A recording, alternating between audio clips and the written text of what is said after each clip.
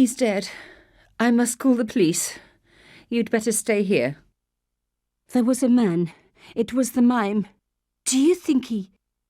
Well, I believe we can rule out suicide, don't you? No wonder they called her the Ice Queen. She would have been top of my list of suspects if I hadn't seen the attacker myself. And if I hadn't come across a couple of murders just like this already. One of the most important men in Europe murdered. And here was I, Nico Coulard, alone at the scene of the crime. Should I wait for the cops? Or start my own investigation? It was a no-brainer.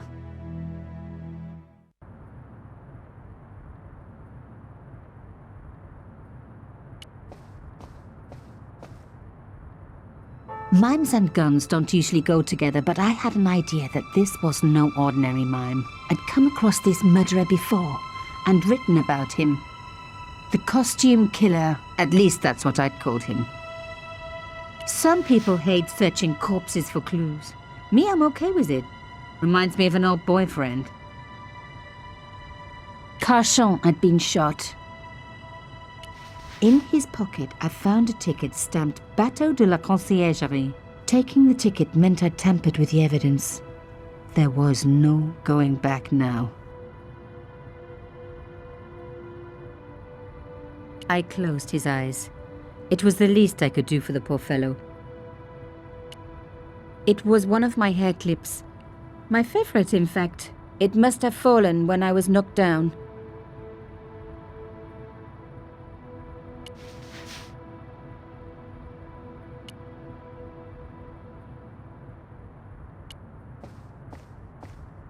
The bookcase was filled with obscure first editions.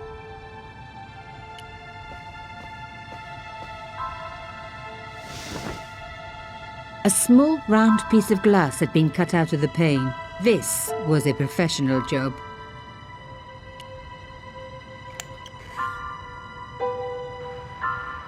The killer must have used a ladder to reach the window. He was long gone. Guess he folded that ladder up, popped it in his pocket and took it with him.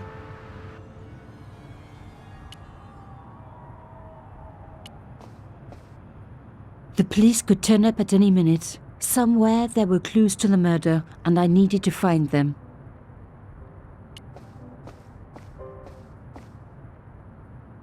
I reckoned that cloth might just turn out to be useful.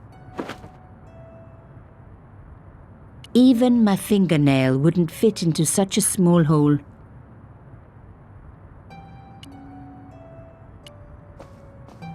Imelda had talent, but I certainly wasn't going to tell her that. It was a tube of acrylic paint, French ultramarine. Just the color I was after for my bathroom. I'm sorry, I have to go. Someone is... Young lady, what are you doing? Oh, this paint. It's my favorite color. For God's sake, keep the damn stuff.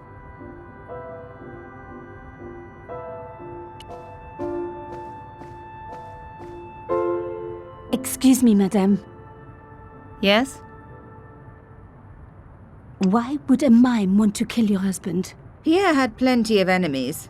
Half the husbands in Paris for a start. How did your husband know my father? I have no idea. You didn't know him? Thierry Coulard?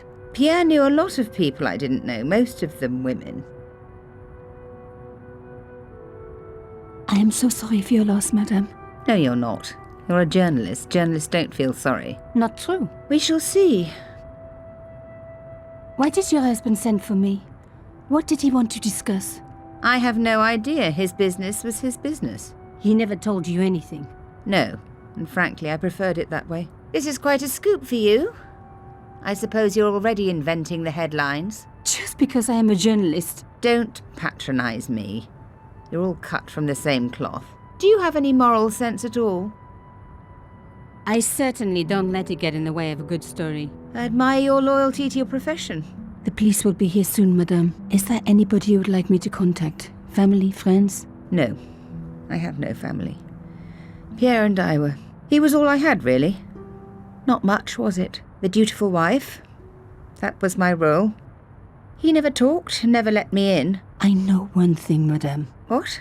If you want to find out who killed your husband, then you let me do the job, not the police. Why? How do I know I can trust you? Your husband invited me here today because he needed me. I think he knew somebody wanted to kill him, and he knew I could help. I doubt it was your database he was after. You're wrong. I was onto his killers already, I am sure of it. Please, you owe it to him. I don't know. All I need is a few more minutes to look around before the police come. I think perhaps you do have a moral sense. Of sorts. You're not a very good liar, Nico Collard. And perhaps Pierre really did think that you could help. Of course it wouldn't have stopped him seducing you too. Here, take this. It's the key to the drawing room next to the library at the end of the hall. It was Pierre's room. I rarely went in there. I couldn't. I was too scared of what I might find. Thank you. I promise you won't regret this.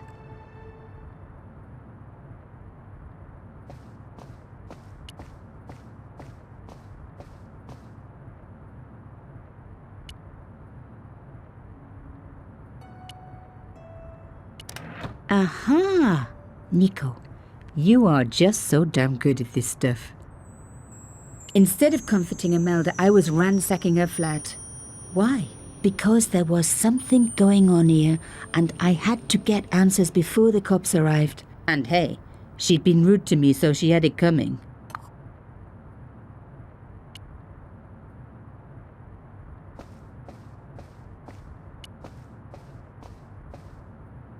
The door was locked.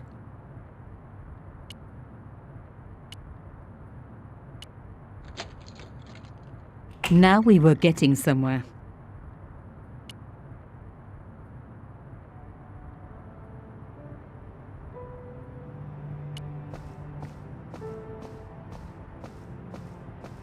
As expected, the desk was yet another priceless antique. Yawn.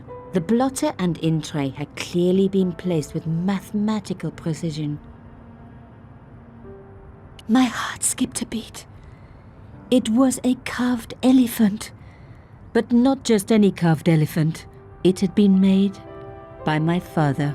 I knew for certain because in my apartment I had its exact twin, carved into a box he had made. So Carchon had known my father. They really must have been friends. I decided to take the carved elephant.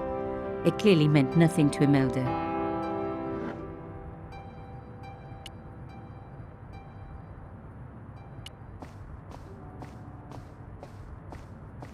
The painting showed the Carchons together, in love. As the poet said, the past is a different country. Or did I read that in a fortune cookie? There was the very faintest of clicks. Behind the picture was a safe.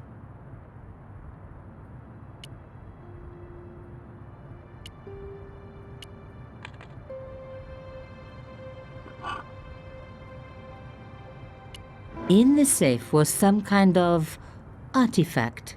There were strange symbols on its surface. It looked like the printer's blocks I'd made at art school. If there was one thing I'd learned about symbols, they are always important. But these symbols scratched into stone were impossible to read.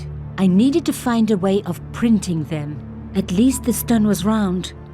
But what could I use for ink? And what could I print on? Sure, I was stealing, but I knew Imelda didn't know about the artifact, and Carchon was past caring.